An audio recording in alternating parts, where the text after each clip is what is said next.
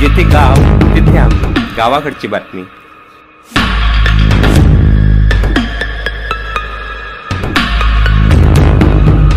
जिथे गाव तिथे आम्ही, गावाकडची बातमी।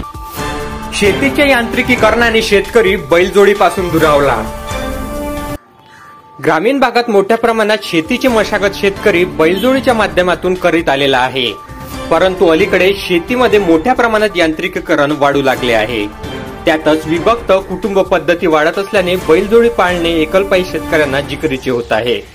बैलजोडी असल्यास नेहमी चारा पाणी करण्यासाठी एक माणूस सतत गुंतून असतो, त्यामुळे शेतकऱ्यांना बैलजोडी न ठेवताच काही यांत्रिक मशीनने न होणारे कामे मजुरांना लावून करून घेत आहे। याच कारणांमुळे बैलजोडी पाळण्यांकडे शेतकऱ्यांचा कल कमी होऊ लागला आहे।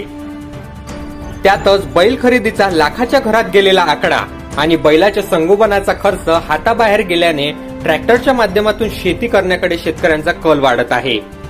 कृषी प्रधान देशात यांत्रिकीकरण वाढल्याने बैलजोडी मशागत कालबाह्य होऊ लागली आहे।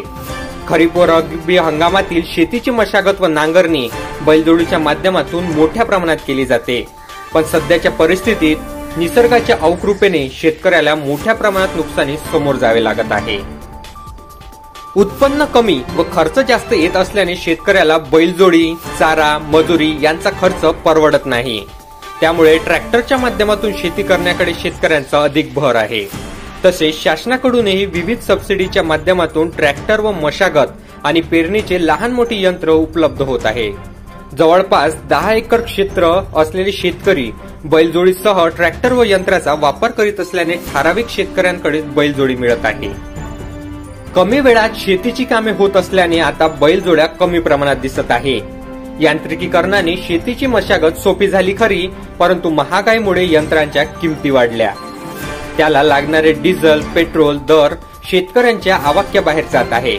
त्यातच शेतीचा वाढता खर्च, अवकाळी पाऊस, शेतमालाला मिळत नसलेला योग्य भाव यामुळे शेतकऱ्यांचे आर्थिक गणित बिघडलेले अनेक ठिकाणी पाहावयास मिळत आहे। गावाकडची बातमीसाठी आमचे प्रतिनिधी अनिल बंगाडेसह ब्युरो रिपोर्ट, गावाकडची बातमी।